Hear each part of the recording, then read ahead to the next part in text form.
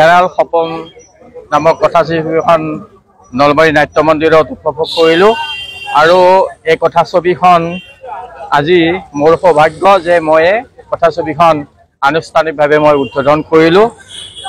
কথাছবিখনে দি থকা সপোন হেৰাল কথাছবিখনে এটা অসমৰ জনসাধাৰণলৈ এটা ভাল বাৰ্তা দিছে, যিটো শিশু নিৰ্যাতনেই হওক বা দুখীয়া পৰিয়ালৰ যিখিনি মানে অৱস্থা হৈ পেলাই যিখিনি কৰিব লগা হয়, সেই মেছেজ এটা দি থকা হেৰাল চিনেমাখনত আমি দেখিবলৈ পাইছোঁ। আৰু এই চিনেমাখন কথাছবিখন প্ৰযোজনা কৰিছে আমাৰ নলবাৰীৰ সুসন্তান বিশিষ্ট সমাজকৰ্মী, বিশিষ্ট ব্যৱসায়ী আৰু নলবাৰীৰ সুসন্তান আৰু গুৱাহাটীবাসী বৰ্তমান নিবাসী আমাৰ লগতে আছে অজিত বৰ্মন। তেখেতে এই দি থকা হেৰাল কথাছবিখন তেখেতে প্ৰযোজনা কৰিছে। সুন্দৰ, আমাৰ যিহেতু নলবাৰীৰ পৰা এতিয়ালৈকে এই দুখন কথাছবিয়ে ইয়াৰ পৰা ওলাল, উপগ্ৰহ আৰু এই দি থকা হেৰাল সপোন কথাছবিখন।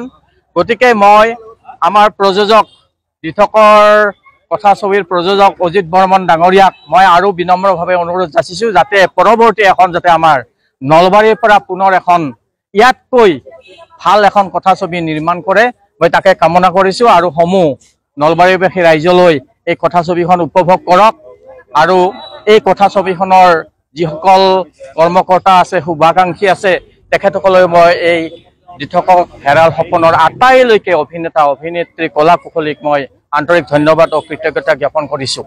নলবাৰীৰ পবিত্ৰ নাট্য মন্দিৰত দি থকা হেৰাল সপোনখন আমাৰ অসমীয়া ছবিখন নলবাৰীৰ বহুতো শিল্পীয়ে ইয়াত এক্টিং কৰা আৰু মই প্ৰযোজনা কৰা পংকজ পল্লৱৰ ডাইৰেকশ্যনত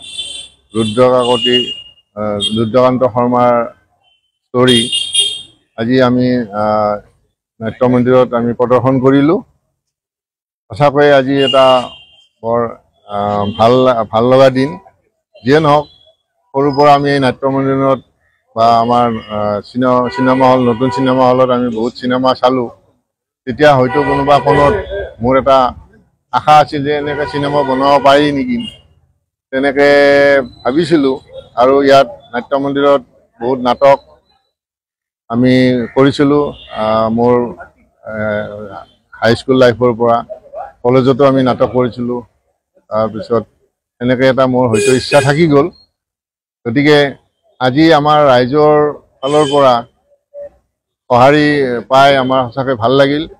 আমাৰ কলা কৌশলীসকলে নিশ্চয় উৎসাহ পাব আৰু ভৱিষ্যতেও আমাৰ এনেকুৱা ধৰণৰ অসমীয়া ছবি কৰাৰ কাৰণে এটা নিশ্চয় প্ৰেৰণা পাব, সেইখিনি আশা কৰিলোঁ।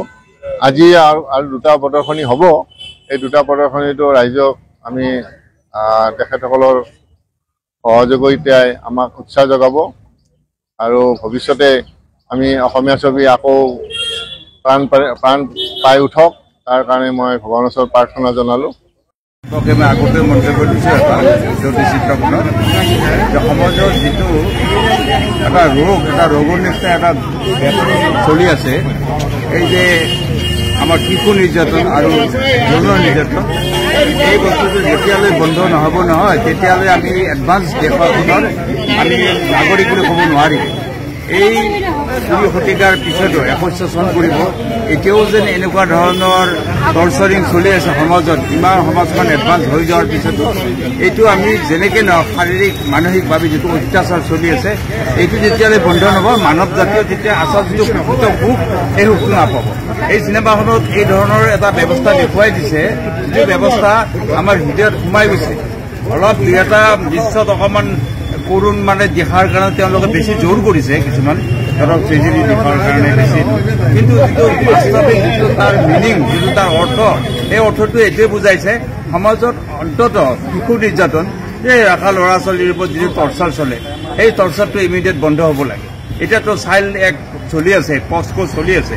এই ধৰণৰ চিনেমাখনে এটা বাহন কৰিছে যে ভৱিষ্যতে আমাৰ এই সমাজখনে এনেধৰণৰ যিটো অত্যাচাৰ শাৰীৰিক মানসিক এই যিটো অত্যাচাৰ এই অত্যাচাৰটো ইমিডিয়েট বন্ধ কৰিব লাগে তেতিয়াহ'লে আমি এখন ভাল সুস্থ সমাজ হিচাপে জীয়াই থকাৰ কাৰণে আমি বাধ্য হ'ম এনে ঘৰ মাৰি বাতি ঘৰ আপোনাৰ সম্পত্তি প্ৰপাৰ্টি এইবোৰ লৈ পেলাই দেখে পেলাই মানুহ এডভান্স হোৱা দেখিলে নহয় মানুহ যিটো মানৱতা ডিফাৰেন্স অফ থট থাকিব পাৰে ডিফাৰেন্স অফ থিংকিং থাকিব পাৰে কিন্তু morality should not be murder ইয়াত মৰেলিটি মাৰ্ডাৰ হোৱা দৃশ্য দেখুওৱা হৈছে সুন্দৰভাৱে পৰিৱেশন কৰিছে মই পংকজক ধন্যবাদ দিছোঁ অজিতক ধন্যবাদ দিছোঁ এই যিখন চিনেমা আৰু পিছৰ কালত এই ধৰণৰ যদি সামাজিক দৃশ্যপট লৈ পেলাই এই ধৰণৰ এটা মেছেজ দিব পাৰে তেতিয়াহ'লে মানুহ সুখী হোৱাৰ আৰু এটা সুখময় জীৱন ধাৰণ কৰাৰ কাৰণে মানুহখিনিয়ে এটা ৰাস্তা বিচাৰিব